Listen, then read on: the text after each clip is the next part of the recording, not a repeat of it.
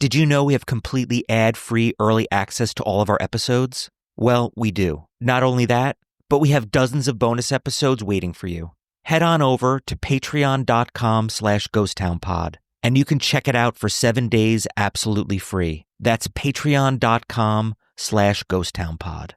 A Death in the Family. I'm Jason Horton. I'm Rebecca Lieb. And this is Ghost Town.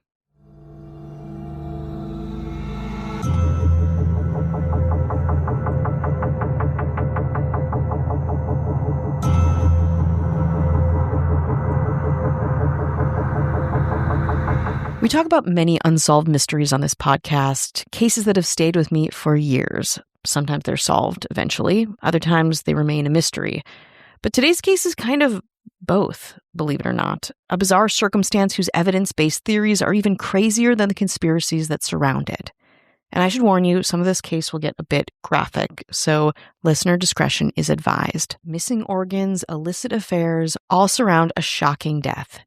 This is a case known as El Misterio de los Primos, or the Mystery of the Cousins. On Saturday, April 16, 1989, a woman named Donna Noemi smelled something strange. She was the owner and the landlord at 3354 Mello Street in the Villa Martelli neighborhood of Buenos Aires, and loved her tight-knit, safe apartment complex. But now in the apartment's cozy confines, she was smelling the pungent, raw odor of natural gas. Doing the responsible thing, Noemi shut everything off and called the gas company. It was a hot summer in the city, the woman reasoned. The extreme heat might stress the pipes in the older complex. Soon after Noemi made the call, 2 technicians arrived and inspected Noemi's apartment, finding nothing wrong. But clearly something was going on. So they went to the downstairs apartment. They knocked 3 times on the door and nobody answered. With nobody responding from inside, the technicians gained access to the unit with Noemi's keys and scanned the apartment for the source of the leak. At that point, they also started to smell something other than natural gas, more rancid, perhaps dangerous. So the technicians dug deeper. At first, they found nothing, just scattered clothes and food scraps around the apartment. The pipes themselves in the apartment looked pristine, but the stench grew worse once they approached the bathroom. Inside, they would find a scene that would haunt them for years to come. The bathtub was filled with dark red water, and 2 badly decomposed bodies were sitting opposite each other, as if taking a bath. One of them was completely naked. The other was wearing only a dark sweater. Near the bathroom, the technician came across a gas heater that was still on and emitting heat, so they turned it off, opened the windows, and called the police. The first officers who arrived understood that something was extremely wrong, so they called for backup. As the police presence grew in the vicinity of the building, more and more people started to gather on the street, filled with curiosity and concern. Though I'm sure their imaginations were running wild, onlookers couldn't have imagined what was happening inside. The bodies of the 2 victims were covered in worms and insects and were in a state of advanced decay, as if they had been dead for weeks. It was so bad the bodies themselves could hardly be removed. One of the officers threw up in the hallway. Another would later say that the bodies were in such a bad state that they looked worse than the bodies he'd found in rivers, submerged in murky water for months and months at a time. The bodies were identified as that of 15-year-old Gloria Fernandez and her cousin, 22-year-old Irma Beatriz Giron, who lived in the apartment. The investigators found themselves in a difficult situation because while trying to retrace the events leading up to the incident, they realized that while the bodies were seemingly grotesquely decayed, the 2 women had been seen alive and well mere days before. Fernandez talked to her parents Thursday afternoon, just 3 days before her body was found, mentioning her plans to stay with her cousin for a couple of days. Donna Noemi had also spotted the 2 of them and said hello. As police asked around for information, one individual would come forward giving investigators an incredibly interesting and infuriating piece of information. It was a man named Arnaldo Bresciani, one of the doctors at the nearby Vicente Lopez Hospital. As it turned out, on a Thursday, April 13th at 10:45 a.m., Giron had made a call to the hospital saying her cousin was not feeling well and asking if they could send an ambulance over. Giron told the emergency dispatch at the hospital that her cousin had suddenly become ill after breakfast. Dr. Bresciani was on call that day and arrived at their home in an ambulance, finding Fernandez lying on the sofa in Giron's living room. Bresciani said it wasn't too serious at all and diagnosed Fernandez with a mild fever and prescribed her a fever and pain reliever called Molten, which he instructed to take every 6 hours. Before leaving, the doctor also suggested taking a relaxing bath. Apart from one of them feeling sick, Bresciani told investigators, he noticed nothing else unusual. Of course, press was having a field day with the evolving case. A couple young victims found naked in a bathtub. Press speculated that it was some kind of suicide pact, accidental electrocution, or an incestuous lesbian affair, or some mix of all of the above. But that was also inaccurate. But that was just the beginning. Digging into the girls' lives, press soon learned that Giron had been the mistress of a 30-year-old married man named Luis, and the apartment was being used as their secret love nest. Giron's married boyfriend, assured the police that he didn't have a key to the apartment, but that was suspicious enough for law enforcement, and Luis became suspect number 1. Meanwhile, the crime scene was cleaned and the apartment thoroughly disinfected and sealed. But even after 10 days, no cause of death could be determined. There were no signs of firearms, no sharp objects, or struggle-related injuries, no carbon monoxide emissions in their systems, and no obvious foul play, though collecting anything from the bodies was, of course, extremely challenging. A small wound was found on Giron's neck, but experts concluded that it had nothing to do with her death.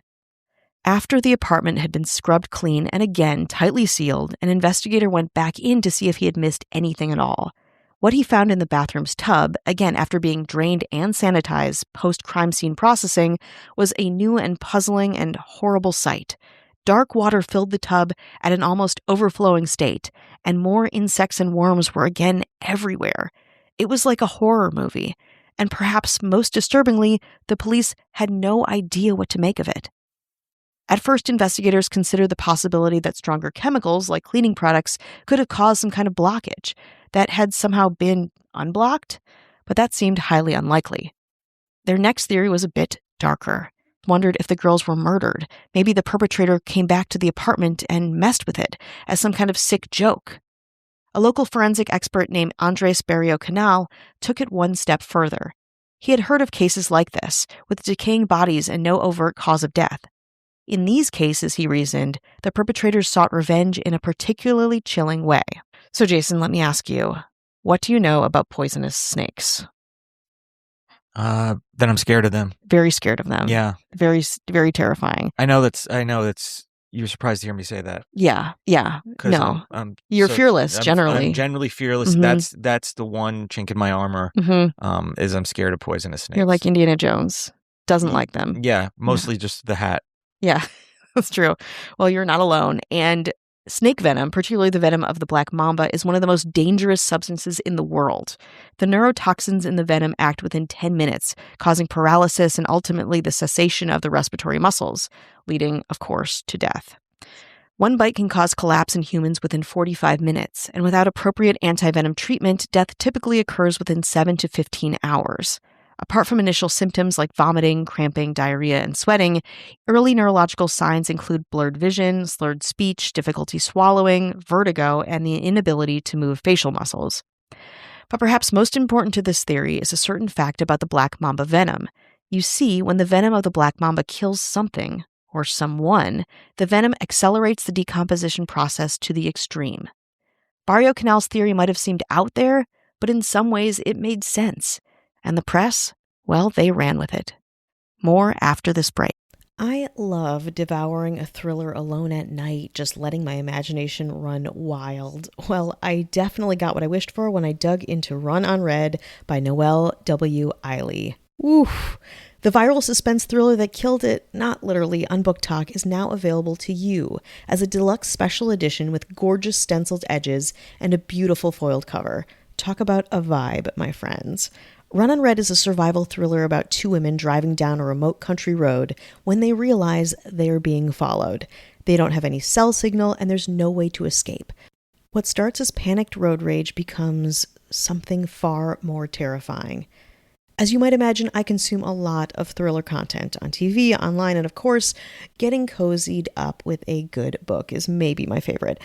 But sometimes thrillers can be so, corny. Many don't give me that satisfying setup or the scare factor that I crave. But Run Unread isn't like that. It's grounded with a good pace, the kind of scenario that catches my attention and makes me a little nervous, but not nervous enough to stop reading late at night, I love it. If you're a fan of Frida McFadden, Karen Slaughter, or John Mars, this is absolutely your jam. Run on Red by Noelle W. Eiley is available February 24th, so be sure to add it to your online cart, your big ol' reading to-dos, and eventually your favorite book list. So get under a blanket, get comfy, and keep those lights on just in case, because you're going to love Run on Red. The case gained nationwide attention, and of course, the Black Mamba theory made headlines. The death of the women often referred to as the Black Mamba murders, even before any conclusions were officially drawn. With all the controversy surrounding the case, a criminal expert conducted a new autopsy with specific focus on the hearts of the two women. Well, one girl, one woman, because the Black Mamba's venom contains cardiotoxic components too, meaning it often attacks the heart muscle. Perhaps the autopsy with this new theory might uncover some new answers. But then the case takes another wild turn, because, wait for it, the victims' hearts vanished without a trace. Jason, I'm checking in with you. What are you thinking? What are your theories about the case right now? I mean, it sounds like the boyfriend did it. The married boyfriend who... The married boyfriend, yeah. Uh-huh. It seems like that's where it was going down, and that's where it's going to end. Yeah, that's interesting. I mean, I also, as I was doing research for this too, I mean, just the police and what was happening, the sealing and unsealing, as many cases that we talk about, where it's with a police force that's not super seasoned in deaths like this, especially ones that are obviously very complicated, it feels like it's almost like the crime scene is doomed because they're going to do something to it. And they just want to close these cases, right? Mm-hmm. And this would be a simple one to close. They could say, an electrocution or something. It doesn't seem to matter. They just want to close the book on it. Well, back to the no hearts in the bodies. Despite extensive search of the morgue, the organs were never found. So what happened to the hearts? Well, to this day, nobody knows what happened to these people's hearts. They might have been lost during the transfer of the bodies to the morgue after the autopsy, or something happened. Some investigators claim that in attempting to preserve the bodies, police officers placed the hearts into jars without using the proper chemicals. When they noticed their mistake, they quickly disposed of the organs. As the days went on, even more strange details emerged in this, of course, exceedingly bizarre case. The owner of the apartment shared what she knew about Giron's relationship, that Luis, Giron's married boyfriend, was 30, and that he spent several days a week at her place. And, get this, that he worked in a veterinary clinic that kept snakes. Perhaps you were right. Yeah. Perhaps. Or it's just very, very, very, very coincidental. Very convenient, yeah. Right? Very, very convenient. There's a lot of things that are kind of lining up. Moving in this direction, Luis was quickly arrested in his home right in front of his wife, who found out about his infidelity right there in real time. Terrified, he confessed to visiting Giron's apartment that Sunday morning. He claimed he knocked several times and he even tried to call her name through one of the windows, but because he didn't get an answer, he just left. With no concrete evidence against him, however, they had to let Luis go, and the case again stalled. So the authorities did yet another autopsy of the body. They didn't have the hearts, so they focused on what they did have, the bones. PD hired renowned experts to help with this one, focusing on bone composition above all. Surprisingly, this autopsy did find a cause of death for the two victims. Any ideas what that may have been, perhaps? Is it carbon monoxide in the air? Precisely. So that happens to a lot of people who are in mysterious deaths. But on this third autopsy, they finally found out that the cause of death of Gloria Fernandez and Irma Beatriz Giron was, in fact, carbon monoxide poisoning. Authorities concluded that the two had carbon monoxide poisoning by finding carboxyhemoglobin in the victim's bone marrow. Carbon monoxide may have been emitted by the gas heater found in the bathroom, investigators believed, and the two had not been alerted to the excess gas in the apartment. The investigators went on to believe that Fernandez, who was already unwell, may have shown initial symptoms of poisoning while following the doctor's advice and taking a bath. Perhaps Giron entered the bathroom to assist her cousin and herself was poisoned. So why did this cause of death come out of nowhere after carbon monoxide poisoning was, at first, determined perhaps to be ruled out of the victim's cause of death? Well, since the gas company employees had shut off the service for the entire house, for the entire apartment complex, the leak itself hadn't been mentioned in the police reports. The autopsy, therefore, did not consider carbon monoxide in looking for a cause of death. So if that's what actually happened to the victims, What about the bathtub being filled with dark water and bugs filling the area 10 days after the scene was sealed and cleared? Well, get ready for a disturbing detail. Some investigators believe the tap was still leaking a little bit after it was turned off, and the drain pipe may have been clogged with human remains, which allowed cadaverous fauna to quickly appear again. Really, you might ask? Well, maybe. This is just a theory. In fact, other investigators kind of called bullshit on this theory because they believed it would be impossible for the tub to have leaked out that much water in 10 days for something that was barely running in the first place. But post-crime scene strange tub details aside, perhaps the answer is now fairly clear. Carbon monoxide was leaking into the old apartment. Fernandez felt sick, called a doctor who told her to take a bath, did take a bath, and Giron went in to help her, and the two of them succumbed together to carbon monoxide poisoning. But there are so many questions and so many details that still don't make sense, at least to me. First, why were they sitting in the tub like that? If someone was helping someone, if Fernandez had been poisoned first and then Giron was later, they were kind of sitting together. And why were they naked sitting together also? Also, does carbon monoxide kill people that quickly? It was a leak, and a leak that people didn't notice outside of the apartment complex until later. Another detail was that Fernandez was told to take Motin, the pills that she was prescribed by Dr. Bresciani on Thursday afternoon, and the pills she was supposed to take every 6 hours. And since just 2 were missing, this is an important detail that I was kind of saving till later, we can presume that the 2 were already dead by Friday. But weirdly enough, the final autopsy found no traces of Motin in her system. So that's another thing that feels very inconsistent. And again, just the smell of decay, how people smell it. How would they have smelled it that far in advance? Or maybe it was soon. I don't know much about decay. Do you have any thoughts and theories, anything that doesn't ring true in your brain?